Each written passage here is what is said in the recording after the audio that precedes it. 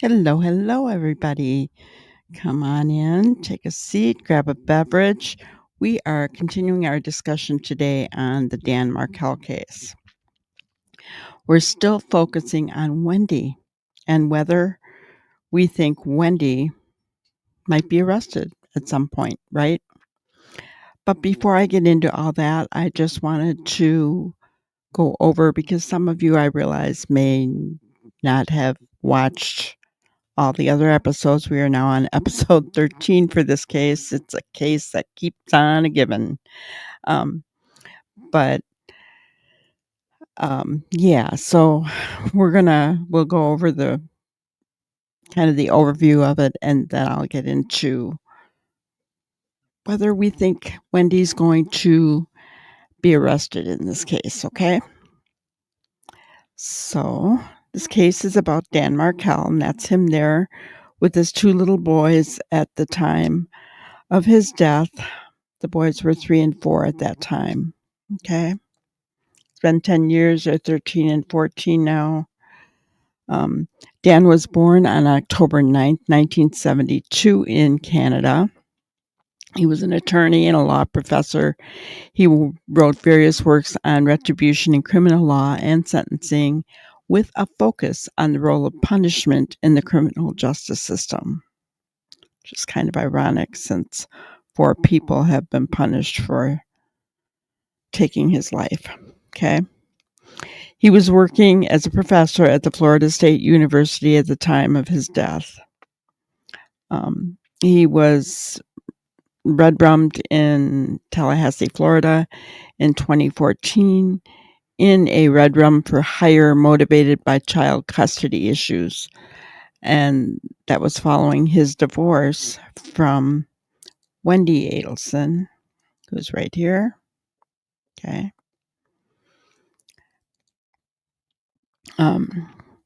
Those two were not getting along at all. Okay. So 4 individuals have been convicted in the case. Charlie Adelson, who is Wendi's brother, okay, was convicted of first-degree red rum, conspiracy to commit red rum, and solicitation of red rum, and sentenced to life in prison plus an additional 30 years each for the conspiracy and solicitation convictions. He's never getting out, guys. Okay. And we have Sigfredo Garcia, who is on the far right here. He was found guilty of first-degree red rum and conspiracy to commit red rum and sentenced to life in prison. He's the one that actually pulled the trigger. Okay. In the middle is Catherine McBanawa. Her first trial, she was tried with Sigfredo Garcia. They found Sigfredo guilty, but there was a mistrial for her.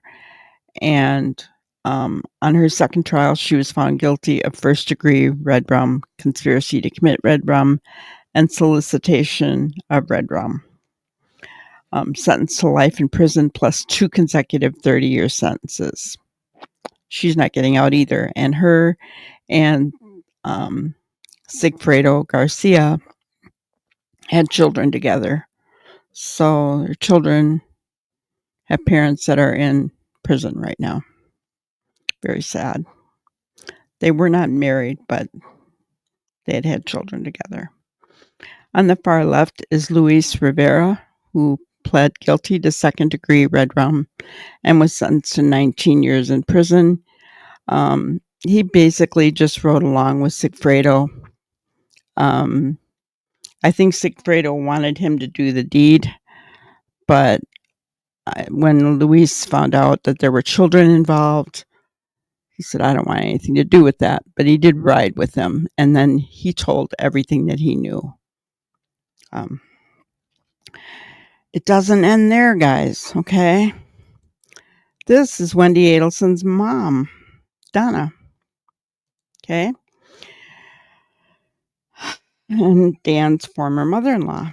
She was arrested at the Miami International Airport on a warrant from Leon County flying to Vietnam. and Vietnam is a country with no extradition treaty with the United States.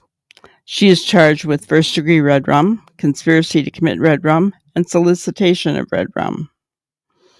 Her trial was originally scheduled to start September 17th of 2024, this past year, but it's looking like it's going to be summer of this year, 2025. Neither Wendi nor Wendi's dad, Harvey, have been charged, but both have been named by prosecutors as conspirators in this tragedy. Okay? So, like I said, the case that keeps on giving. And from all accounts, I mean, Wendi and Dan were both Jewish. Dan, from everything that I've heard, was he just loved his children. I mean, he adored them. He was a good father. Just awful situation. Wendi wanted to move to southern Florida from Tallahassee, and Dan blocked that move. Said no, got the judges to say no, you can't take the children and move to South Florida. Right after Dan was red rummed, Wendi moved to South Florida. About a year after the tragedy, Wendi changed her boys' names from Markel to Adelson. And one of the boys had, I believe it was Dan's grandfather's middle name, and she dropped that name. So it's like she's doing everything to remove any trace of Dan from their lives. She also, during the latter years, made it difficult for Dan's parents to see the boys as well. So, one of the things that I'm going to do, I wanted to play was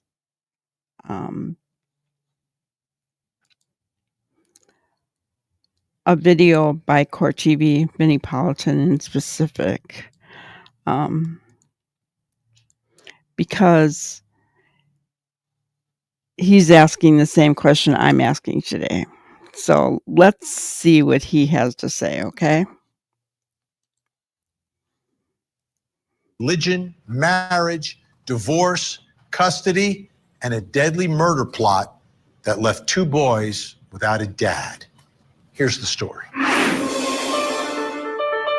Credit to Court TV. Law professor and devoted father of two, Dan Markel, was involved in a bitter custody battle with his ex-wife, Wendi Adelson.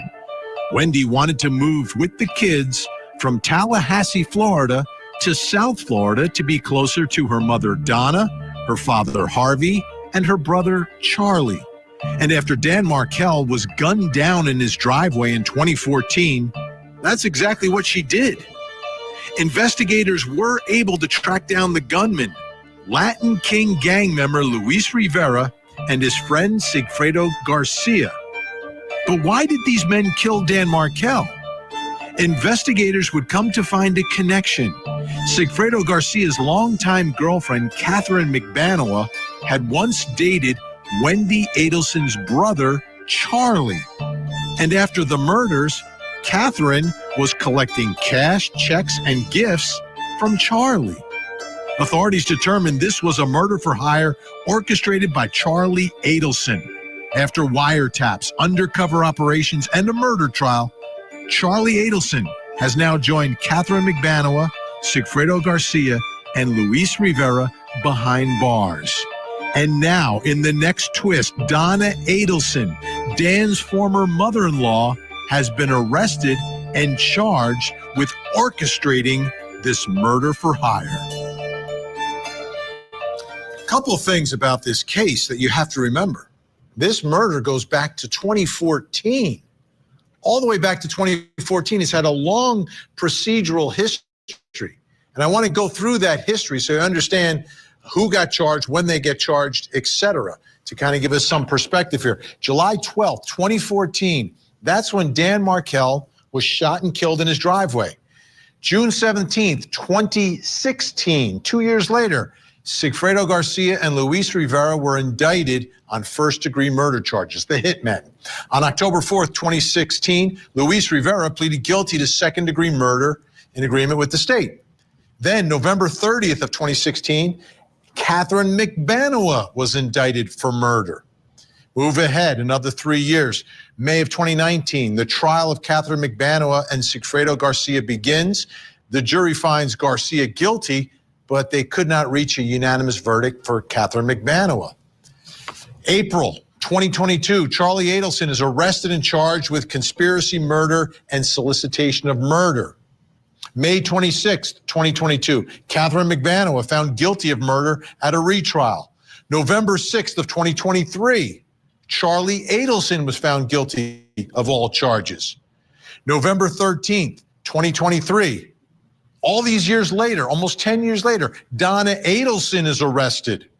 November 15th, Donna Adelson indicted on first-degree murder, conspiracy to commit murder, and solicitation to commit murder charges.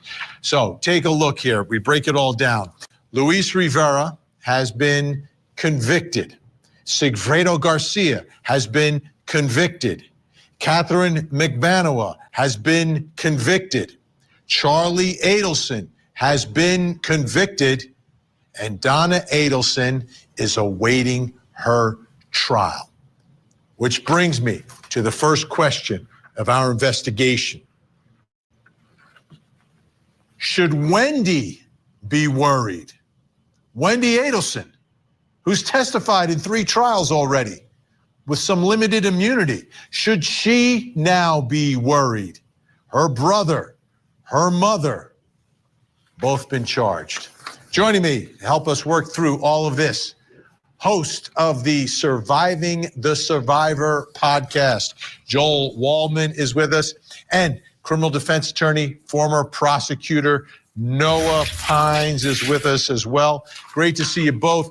Joel, I'll begin with you as we look at the way this has all evolved through the years. We're more than 10 years into this thing.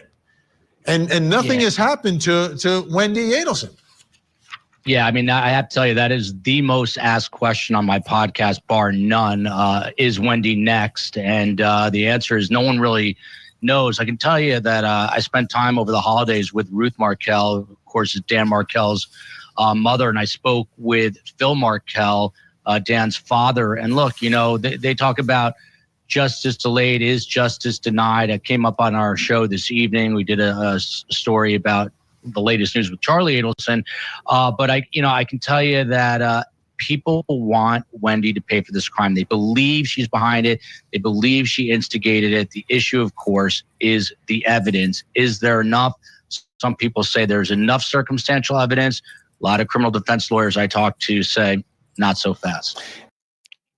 Okay, so Surviving the Survivor, I encourage you guys, if you have never watched him, go sub up. He's very good, factual, very good, as well as, you know, Vinnie Politan does a great job at Court TV as well. Credit to these guys.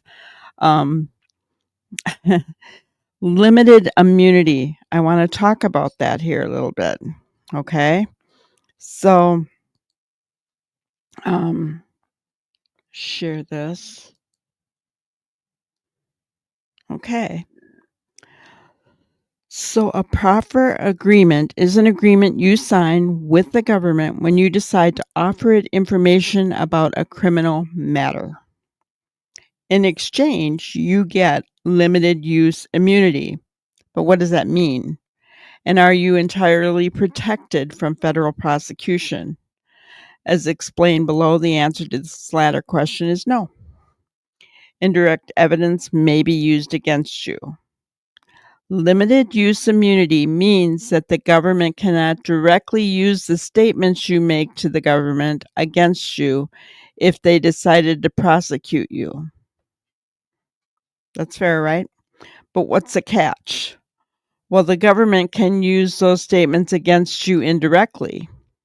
That is, statements you make during a proper session can be used indirectly to obtain other leads, to cross-examine you if you decide to testify, including to rebut any evidence or arguments you may offer in your defense during any stage of the prosecution, or if you lie as evidence that you committed perjury, made a false statement, or attempted to obstruct the government.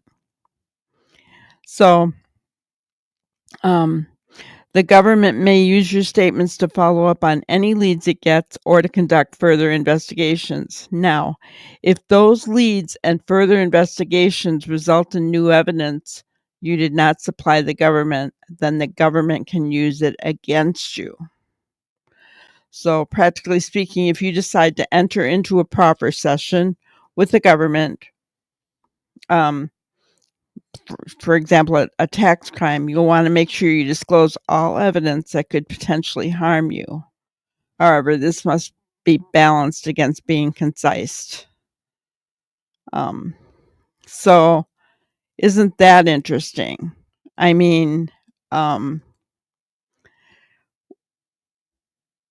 anything that she says, now she's already testified in 3 trials, guys. Anything that she has said in any of these 3 trials could indirectly be used against her to find other leads, to find, other means that she may have been involved, right? Now, keep in mind, Wendi is a lawyer. So she's very intelligent, very, very intelligent, guys. And she knows what she can and can't say, right? So let's continue. And let me ask you, Joel, just to follow up on that. Do you have any information that she is worried, that she is concerned, that she's doing things in her life to prepare for potentially being charged? Do we know any of that? Yeah, just through happenstance, I happen to moved to Miami Beach, so I know people in her inner circle. The short answer is yes. I mean, there's not a day that goes by where she is not looking over her shoulder. She's reportedly moved to Austin, Texas. That has been corroborated. So, the feds are probably on alert because she's inching closer to the southern border there. They caught Donna on the tarmac, the jetway, basically while she was trying to flee to Vietnam via Dubai with a one-way ticket, which I still don't understand. But the short answer is yes. Wendi is worried, and she has every reason to be worried, and I'll tell you why. Georgia Kappelman, who was just named Assistant District Attorney of the Year, who's prosecuted all these cases, is not a fan of hers, and she's competitive, Georgia, and I think she wants Wendi. All right, Noah Pines, you've been on both sides of this, right? You're a former prosecutor. You're an incredible defense attorney. You were a great prosecutor for years as well. Thanks, looking at this case, right? I mean, it's very unusual the way it's progressed through the years. Now, the prosecutor's been extremely successful in getting these guilty verdicts along the way. But first the hitman, then it took a while to get the middle person, then finally Charlie, then Donna. What are your thoughts about Wendi? Should Wendi be worried? Well, a couple of things, Vinny. You're right. I mean, it's 10 years in the making, and you don't typically see that in criminal cases. There is a circumstantial case against Wendi, but that circumstantial case hasn't gotten any better over the years. So in my opinion, unless there's some really hard direct evidence, some new evidence that's proof of her involvement, the case hasn't gotten any better. And Vinny, the longer cases go, the worse they get for prosecutors.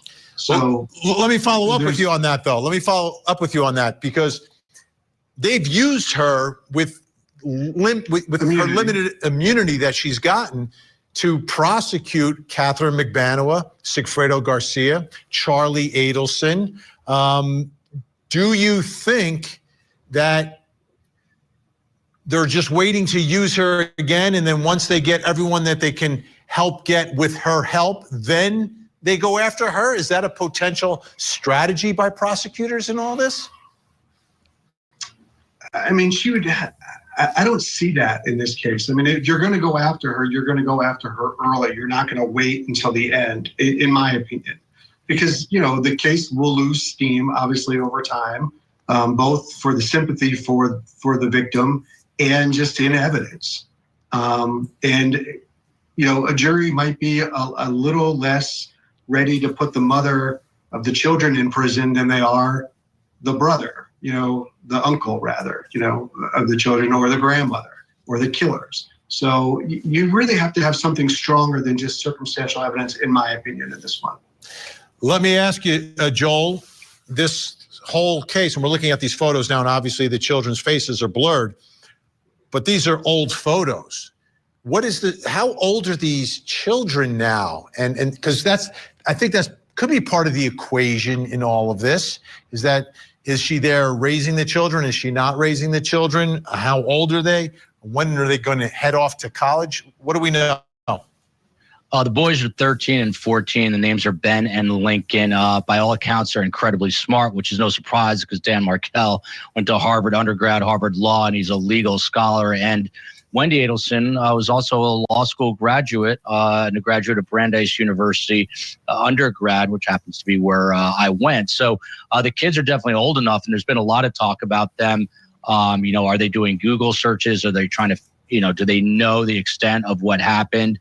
There have been obvious issues with grandparent alienation. Ruth Markel and Phil Markel have had a really difficult time getting to see these kids. But I just wanted to kind of circle back real quick to Noah's point. As far as some new evidence, there were devices seized by the FBI when Donna was arrested on the jetway, at least a couple cell phones and a tablet.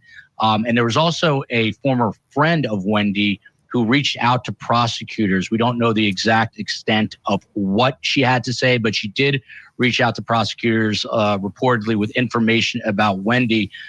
So we all know, and I know no one knows, digital forensics can upend a case very quickly.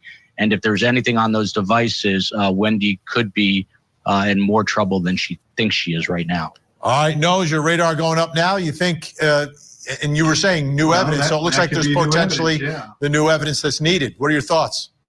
I mean, yeah, obviously people are stupid, and they, as we know from Charlie and Donna's texts between each other, they say stuff that they're not supposed to. And, if there is some digital forensic evidence, that would be enough. Of course, Wendi could just take the contempt and not agree to testify, even though she's been given immunity. What's going to happen? She'll be put in jail until the trial's over. That's always a possibility. We saw that in the Young Thug trial, YSL trial in Georgia, where one witness was like, I'm not going to testify, and was held in contempt and then decided to testify. So it looks like she's cooperating. So if she continues to cooperate, maybe she's not as worried as we think. All right, we shall see. To me, it's a big part of this because she is the one that benefited from all of this. She is the one that benefited from all of it. The other thing is that Wendi is very smart, guys.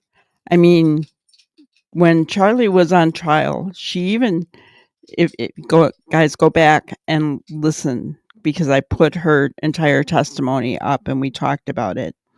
She was very smart. She wasn't even, talking to her mom, and her mom talked about that. Her mom was upset about that. So, did she slip? I don't know. I would be worried. Why would she move 13 and 14-year-old boys to Texas? Typically, unless parents have to, they won't move their children at that age. I mean, they're just getting into high school, guys. So that's very difficult for kids, right? I remember when my parents moved me, I was in 7th grade. That was a difficult move. I had trouble fitting in. That was extremely hard for me.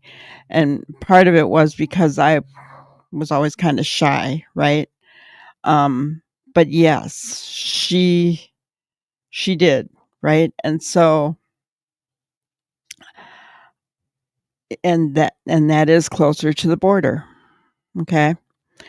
So I'm not, but I Mexico, I think, has an extradition treaty, I believe. I don't know for sure, um, but I don't think we should count Wendi out quite yet. Um, I mean, there could be evidence. We don't know. Um,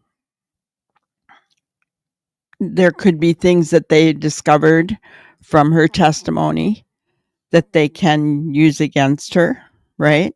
We just learned about that with limited immunity. So let's see what else they have to say here. Noah Pines, great to see you tonight. Joel's going to stick with us. Coming up next, why did Wendi mention Charlie to the police? It was always this joke. He said, I looked into hiring a hitman and it was cheaper to get you this TV. So instead I got you this TV.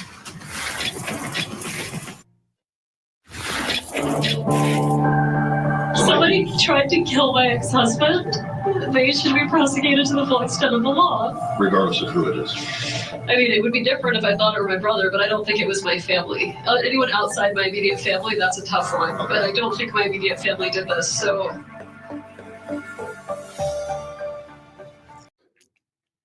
Look at Vinny. And I have said this, if you guys go back into my videos, I have said this over and over and over again.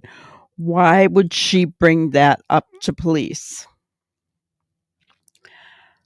If I had a brother and he made some stupid joke like that, I certainly wouldn't tell the police he said it. I wouldn't offer it up. If I was asked about it, I would admit it and be honest, right? But she offered it up, guys. So was she throwing her brother under the bus?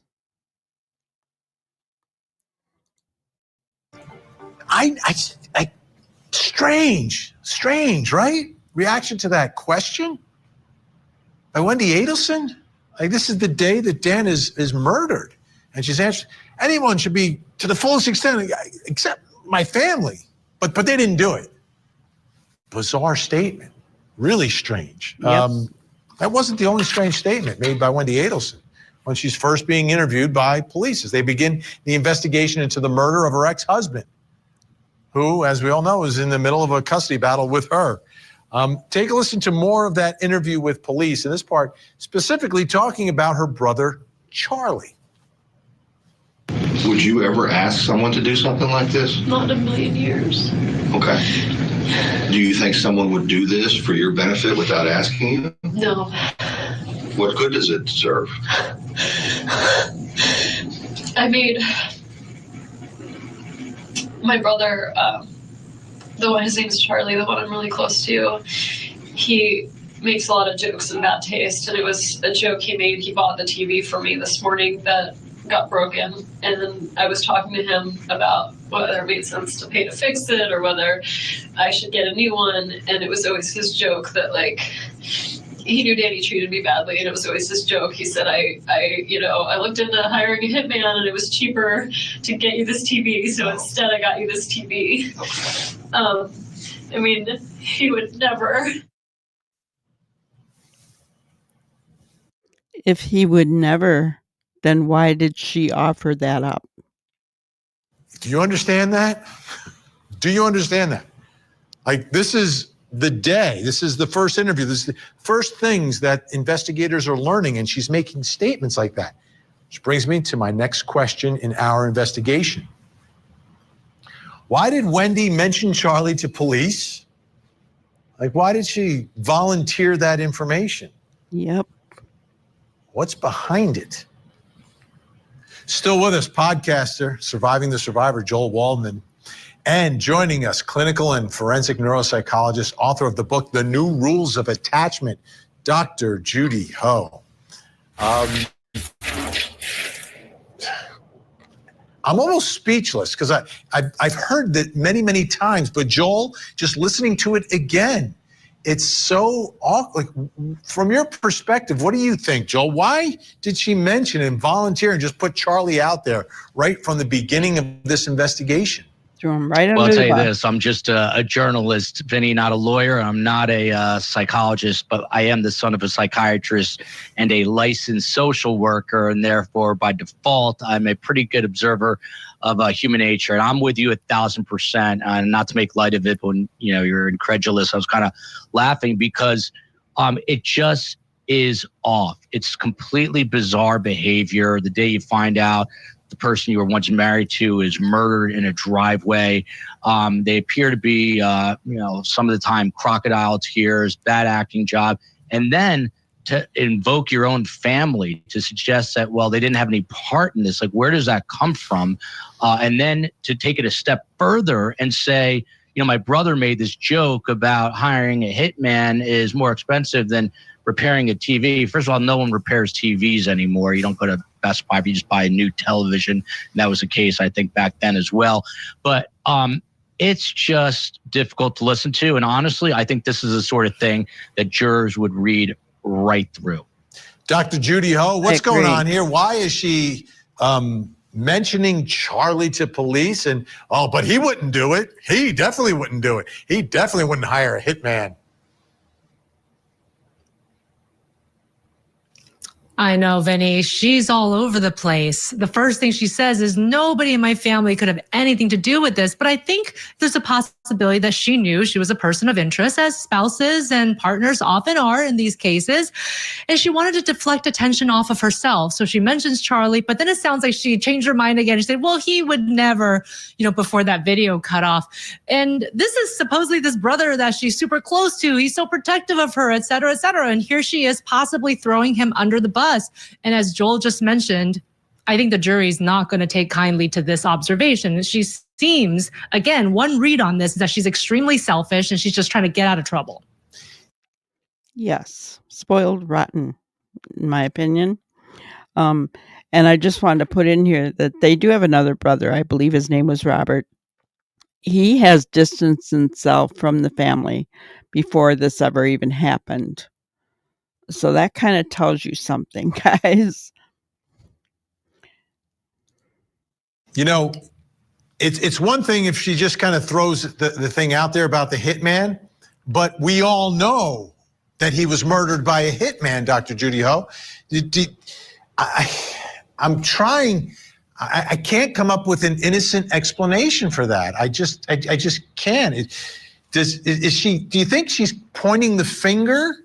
Or is she, again, I've never had my tongue tied this much as I have in this segment right now, trying to understand this. I think it's possible that she got flustered in the moment and she knew that all of the attention was on her. I mean, you can see how the questioning was going because the detective was saying, well, could somebody have done this on your behalf because they know how unhappy you were, how much you hated your spouse, et cetera, right? So she kind of knew where this question was going. Is eventually all paths lead to her. And maybe in the moment, even though she so dearly loves her brother, supposedly, she just thought, hey, I'm just going to throw this out there because then the attention won't be on me completely. And then it sounds like she might have regretted it because then she started to say, well, no. And she tried to cover it up, but you already put it out there. And as you said, Vinny, we know that he was killed by a hitman. So it's just a little too on the nose. Yeah, Joel, this is right out of the box. This is day one, interview one. That's the part of it that if it eventually sort of ekes out or leaks out, like, oh yeah, he used to make jokes about this or someone heard a joke. But she is just like in a silver platter handing it to investigators. Here's where you guys need to look. Yeah, obviously we've all heard and listened to a lot of 911 calls where you right away, I'm thinking of one in particular, I'm not going to say it out loud, where I just simply don't believe the caller. It's a case that we've been covering really closely. What's interesting about Wendy's interview with police, and as you said, Vinny, right out of the gates, is she also later in the interview then gives possible reasons for why Dan was murdered, including the fact that people in the law didn't like him. Maybe he was burglarized. So she's providing to police possible other avenues for why this crime happened. It's not something you can ask the doctor about this, that most innocent people would do. I mean, if it was me, I'd be asking a lot of questions. How are they doing? Are they going to make it? Are they going to survive? Because he didn't die for about 9 hours, 10 hours later. She's just in this moment kind of CYA-ing, if you get what I'm saying. Yeah, Dr. Judy Ho, it's like, well, maybe someone over here did it, maybe someone over here, but my family, they definitely wouldn't do it.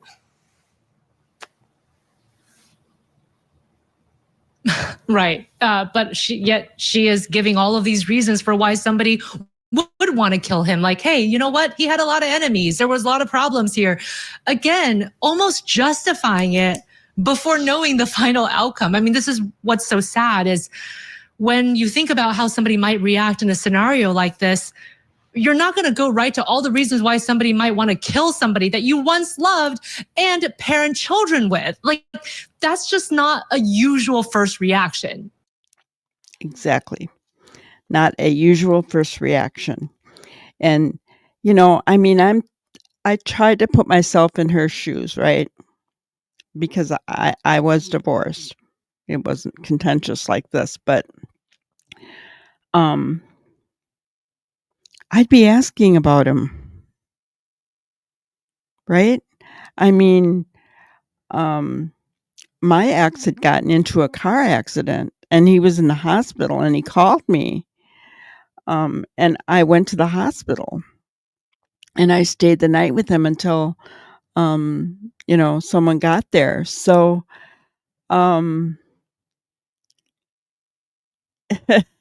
that's your children's father, right? I don't get that. And she's not asking about him. She's not, anything. And she's giving all these different scenarios. Well, if you're divorced, right? Even if it hasn't been that long, their life is different than yours is.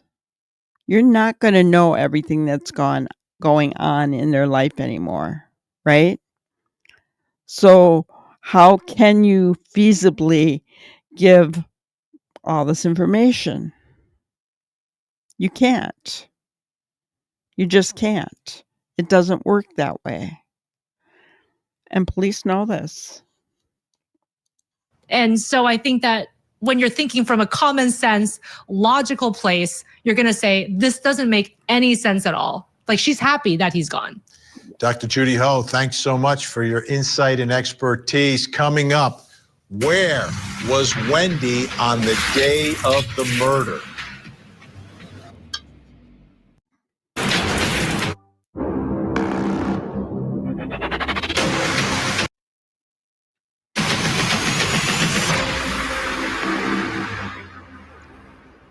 I'm Vinny Politan. We continue our investigation of the murder for hire of Dan Markel. The hitmen have confessed. 3 others have been convicted, but now the former mother-in-law of Dan Markel has been charged with pulling all the strings. Here's the story. Charlie Adelson's sister Wendi was going through a bitter custody battle with her ex, law professor Dan Markel, and she wanted her children to move from Tallahassee to South Florida, closer to her family. Charlie convinced his on-again, off-again girlfriend, Catherine McBanoa, to get her ex, Sigfredo Garcia, to murder Dan. Sigfredo, with the help of his Latin King buddy Luis Rivera, drove over 400 miles from South Florida to Tallahassee to murder Dan. Charlie was convicted at trial, so were Sigfredo and Catherine. Luis pleaded guilty. And now, Wendy's mother, Donna Adelson, is getting ready for her trial, also charged with being a part of this murder-for-hire plot that left her grandchildren without a father. So Wendi Adelson, Dan's ex, is the one in this custody battle. And we've heard a lot from her, telling her story of what was going on, her reaction when she is told that Dan has been shot. Take a listen here as Wendi Adelson talks about the day Dan was murdered. Where did you go after the TV repair man left? After he left, I stayed at the house for a while, and I was working on some pieces of writing. I was talking with various friends. I had a friend in town interviewing for a job at FSU. I was making plans to go meet her. The time got too close before her interview. And then I had two friends that I would often meet on Fridays, just kind of last minute. And so we made plans to go have lunch. All right, so what time did you leave the house to go have lunch? I really didn't remember offhand, but I refreshed my memory and saw it was sometime around 12:45. Okay, so it makes sense that you might have left your residence at about 12:30? Sure. Okay, and did you go to the crime scene or very near the crime scene on your way from your residence to, I guess, to lunch or to wherever you were going next? No, I did not. So you never turned on Trescott Drive that day? I went to turn on Trescott Drive, but I saw that it had been blocked off by some tape. And so I just kept driving on Centerville. Interesting that she seemed to drive past the street and it was blocked off. This was a murder for hire. That is super clear, right? The one hitman confessed, the other was convicted at trial. We know about Charlie Adelson, his role in all of this. But I've got another question that we need to ask tonight in this investigation. It's about Wendi. Where was Wendi on the day of the murder? She's taking this drive. There's a TV repairman. Need to fill in some of the details here. And joining me, host of the Survivor podcast, Joel Waldman, and a man who served as trial counsel for Dan Markel in his divorce proceedings, Stephen Webster, is with us as well. Great to have you both here.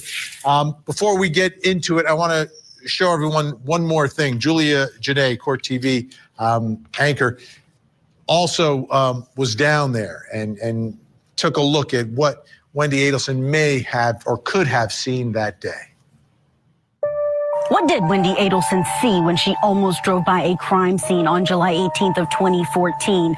We're on Trescott Drive, where Dan Markel lived. And on the day that he was murdered, his ex-wife testified that she took this very street on her way to a liquor store before she was notified he'd been killed. Prosecutors allege that if she had no involvement, then the police cars and roadblock and crime scene tape on this street should have raised her alarm. When you drove to ABC Liquor, you tried to go through Trescott. Is that fair to say? It was blocked.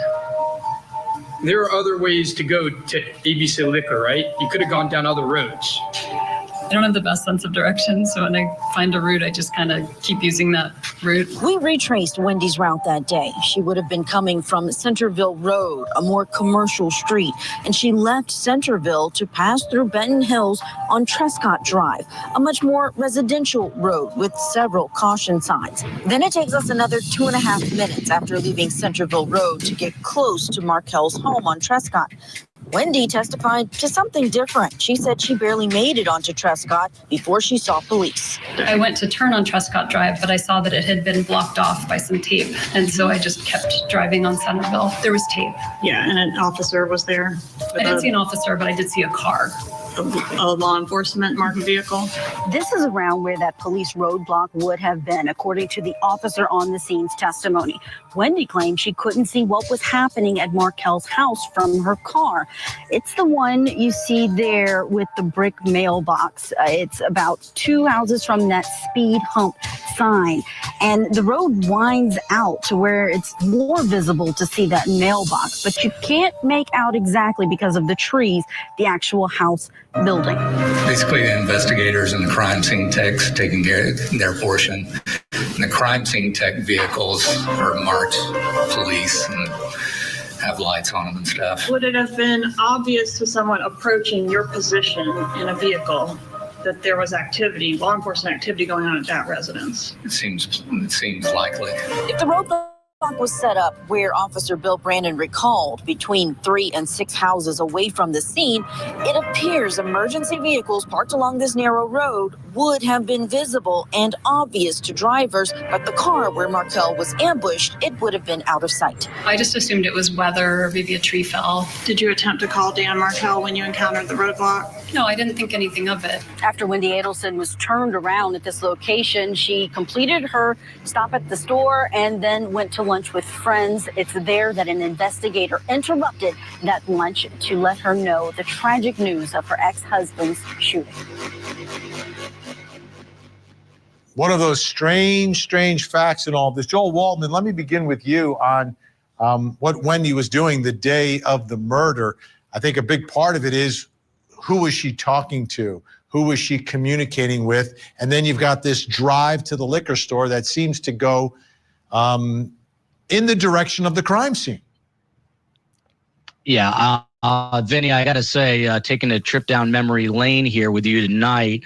And you know, usually you look at it sort of piecemeal, but in its totality, the more I see on your show this evening, the more I think that Georgia Kappelman is going to go after Wendi Adelson, because it makes absolutely no sense. And Stephen Webster, who's a friend of mine and just a great guy, he lives in Tallahassee. I made this drive myself. I did what Julia did, and it makes zero sense. You combine that with the fact that she claims a TV set was broken and she had to have the Geek Squad come over at a certain time, basically exactly when Dan Markel was being murdered. It's all too convenient. And why in the world would she go out of her way and then assume that a quote-unquote tree fell? It just doesn't add up. Stephen Webster, what are your thoughts about Wendi Adelson and her activities that day, the day that Dan was shot and killed by the hitman? I think it's indicative of guilt. There is no reason for her to have taken such a circuitous route to go to any liquor store. But at that time, that ABC liquor store wasn't the nicest liquor store in town by a long shot. It's since been remodeled, and it's a very nice store now. But back then, it's probably the last place that I would expect Wendi Adelson to go to begin with. And so to go way out of her way, all of her varying accounts about how she went down Trescott or didn't go down Trescott, the fact that she was recorded by the perimeter officer as having pulled up, or at least a minivan that I think she pretty much admits now was her. Yeah, it's all indicative of guilt to me. So, Stephen, looking at the big picture here in this custody battle that prosecutors have demonstrated as a motive for the murder here, was this, from your perspective, Dan Markel versus Wendi, or was this Dan Markel versus the Adelsons? No, you nailed it right there. It was Dan Markel versus the Adelsons. And honestly, it was my impression that Donna was driving the train as much as anybody. Like, looking back on it now, in retrospect, I do think that Wendi was very savvy, and maybe the most savvy of all.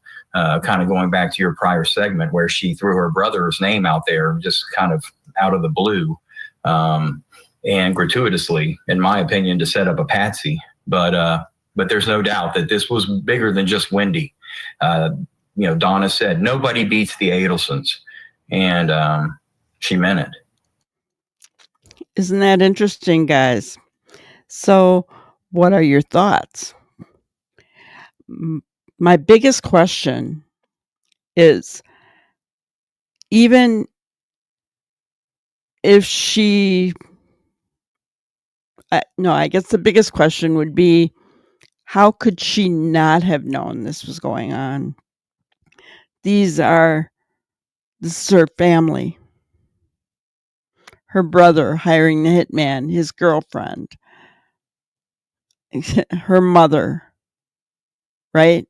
How did she not? And we're going to hear more coming out in Donna's trial, right? But some of Donna's statements and things to Wendi that have already come out, she was very upset with Wendi, right? And so, I don't know. You know, now Charlie went down protecting Wendi. Okay. He didn't throw her under the bus like she did him. Is Donna going to do the same? You've got to wonder, right? You've got to wonder. That whole TV thing, there were texts going back and forth, you know, should I get a somebody to repair it? Would it be cheaper? All that police believed was a setup, kind of talking code for when Dan would be tragically his life taken, right?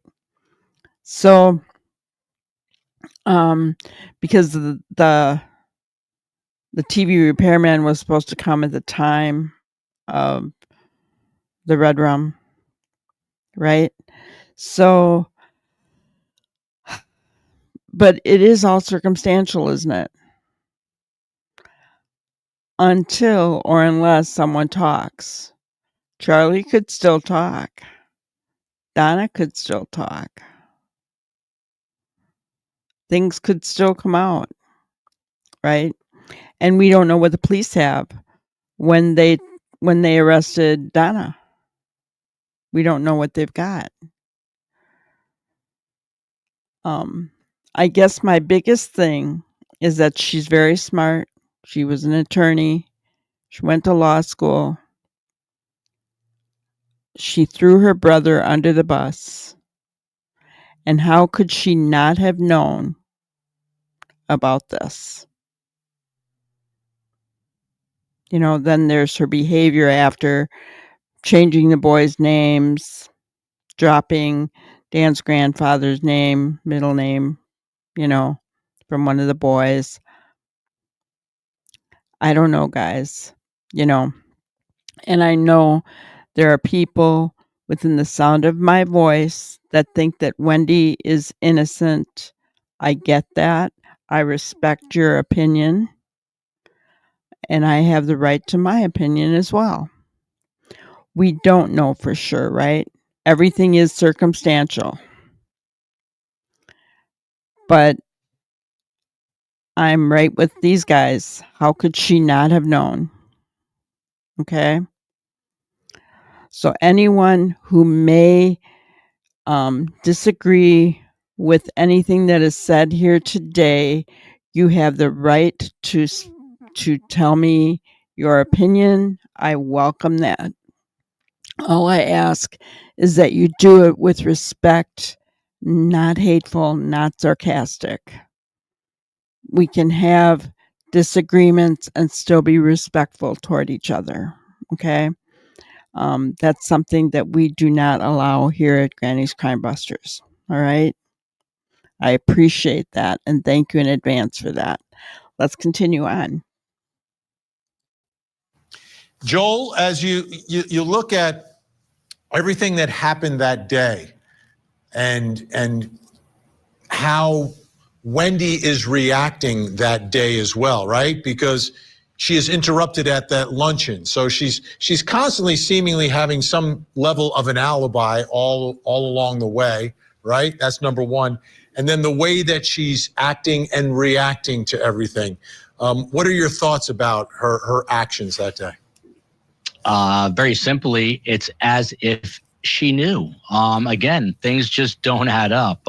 Is it all coincidence? I don't think so. I mean, you've got this, the Geek Squad from Best Buy, the drive down Trescott, which, by the way, as Webster just said, I think that was corroborated by a Tallahassee police officer who saw her in that car. So she was, in fact, there and basically admits to it during testimony.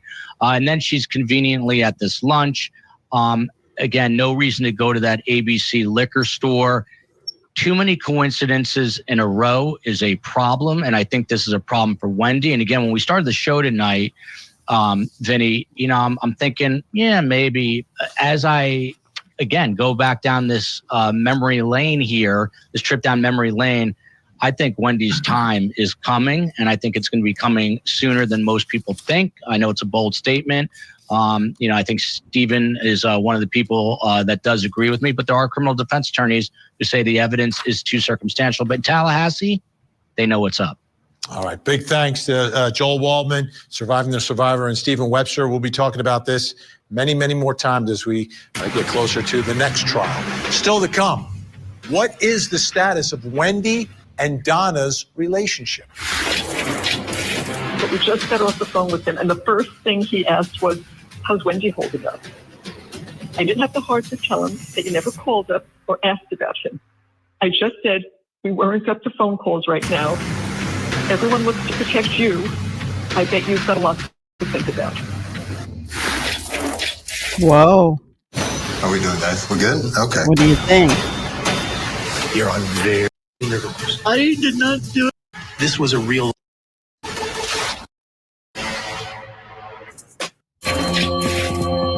When was the last time you talked to your mom? Did you talk to her today, yesterday? I talked to her yesterday. In her emails, and we referenced one of them while you've been here on the stand, she talks about you giving performances and playing roles. Did you discuss anything about what you would do here today in court with your mother? No.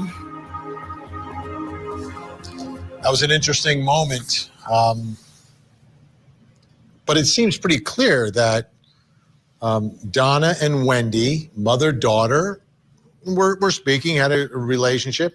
And based upon the fact of this case and the prosecution's theory, seems Donna cared a lot about her daughter and cared a lot about her grandchildren. But a lot has happened since then, including Wendi testifying in Charlie's trial and helping prosecutors convict Charlie. Now, she had an immunity situation and was compelled to testify, but nonetheless, her testimony helped convict her brother, which brings us to our next question in our investigation. Mother-daughter here. What is the status of Wendi and Donna's relationship at this point, right now?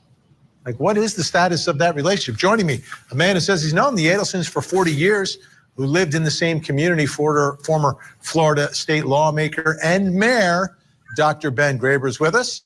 And also with us, clinical and forensic neuropsychologist, author of the book, The New Rules of Attachment, Dr. Judy Ho. Great to have you both here. I just want to play one more recording. This was a phone call after Charlie's conviction, before Donna is arrested. They're speaking on the phone, it's being recorded. Then Charlie sort of disappears in the conversation, and you just hear what's happening on Donna's end of the call. Let's take a listen. So I wrote this last night. We know you never ask anything about your brother. This is 8 o'clock last night. But we just got off the phone with him, and the first thing he asked was, how's Wendi holding up? I didn't have the heart to tell him that you never called us or asked about him. I just said, we weren't up to phone calls right now. Everyone looks to protect you. I bet you've got a lot to think about. But then she didn't answer. But then I got another call from Charlie last night, and I said, just got off the phone with Charlie. He's worried about you. He wants to know why we didn't speak. I told him a lie. I said, we're only speaking with you and Dan right now. I couldn't bear to tell him the truth. Your sister never even called us, is the truth. So she says this morning, I thought she'd be racing over here last night. Yeah. Dear Mom, I know you are upset by the verdict, but the anger directed at me is not justified. I don't know how much anger. We don't. I'm not responsible in any way for Charlie's situation. I am not guilty because I did not do anything wrong, and I was not involved in any way with Danny's death. Here she was. When I was interviewed by the police and testified in court, I told the truth as I was required to do. I cannot control how the prosecutor used my statement at Charlie's trial. Again, I didn't say that. Also, as you know, my lawyer has advised me not to talk to my family or anyone else about this case. Now, about the case, which is true, we've never done it. I followed his advice despite your disagreements with this guidance. Please do not text me about this case anymore. Not about the case, is it? Not what I said. About her brother, and that he wants, how are you, Wendi? How's my sister holding up? If you have anything further to say about the case, Please go through our lawyers. Right now, I have to be singularly focused on taking care of the boys during this difficult time. Okay, that's a lot there. Dr. Ben Graber, knowing the... So Donna is correct in the fact that Donna was only asking Wendi why she hasn't asked about her brother. How is he doing? Right? And Wendi brings up the case and saying she can't talk about it. You know? And Charlie's over there. How's Wendi holding up? How is she doing? And it's clear that her family is protecting her. My opinion. Here is a family friend that's going to speak. Adelsons, knowing Donna and the family, what's your take here on the status of Wendi and Donna's relationship? Well, they have the typical mother-daughter Jewish, which is based on guilt. And when the daughter fails to do something the mother thinks is appropriate, she's going to make her feel guilty. And that's the typical type of scenario you hear, where she's working on her daughter's guilt, using the fact that her brother just went through a lot. You didn't call us. We're worried. We're upset. We're going through a lot of stress. How could you not call us? How could you not be with us? In other words, it doesn't really have to do with the case. It has to do with their relationship, which is normally a family relationship, the way I've always known them. And the case, however, as you can see, they don't really believe this case is real. They're living in a little delusion here. Wendi understands it's real. And from what I could see, watching her body language, watching the way she behaves, the way she thinks about it, the kind of responses she makes, she's trying very hard to be as honest as she could be, also considering the fact that her family has been targeted in all of this. But I see her saying everything perfectly honestly. She said, if I don't tell the truth now, it's going to come out later. They're going to think I lied. So I'm going to tell you everything I know. And she did, even in that first interview with the policeman. To blurt out if her brother told her a joke that she knows very well could imply something to the police. She's just being honest. And the truth of the matter is, I don't believe she was aware of anything going on. Now, what's really going on here is you got 3 killers in jail. You got the brother who they convinced paid for it. He's in jail. And now they're going after the mother, the father, the daughter. And then, of course, the 2 grandchildren are going to suffer the most from all of this. It's a vendetta. It's ridiculous. For them to do this, I wrote a piece comparing this to one of the worst vendettas in American history after the Civil War. And that's the feud that occurred between the Hatfields and the McCoys. That feud was very similar. Prominent families, different states after the Civil War, intermarriage between the daughter and son, and fights occurred, killing. It was very similar. It went all the way to the Supreme Court. Yep. Okay. Doctor, let me just do this, Doctor. I just want to get Dr. Judy Ho in real quick before we run out of time, and get her thoughts on this mother-daughter relationship and evaluate the status of it.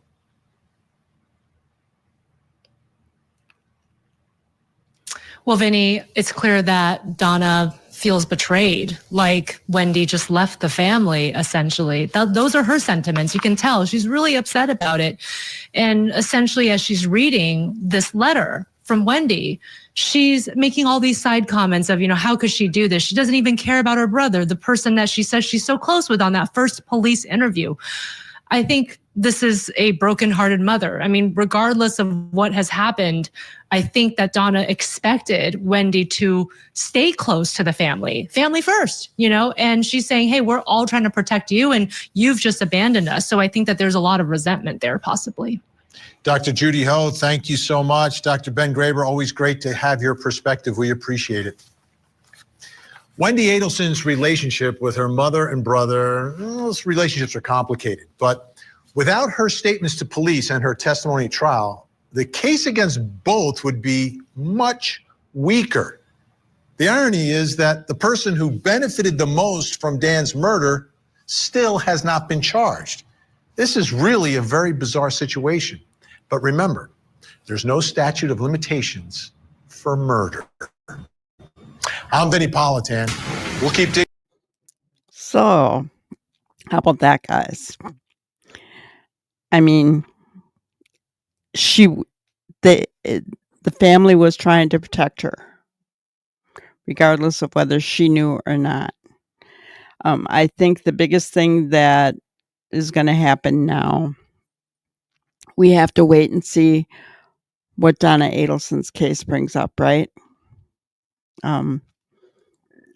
What's going to happen here, you know? Is Donna going to throw Wendi under the bus? I don't know. It's her own daughter. However, Wendi turned her back on her brother and her mother. So, you know, I don't know.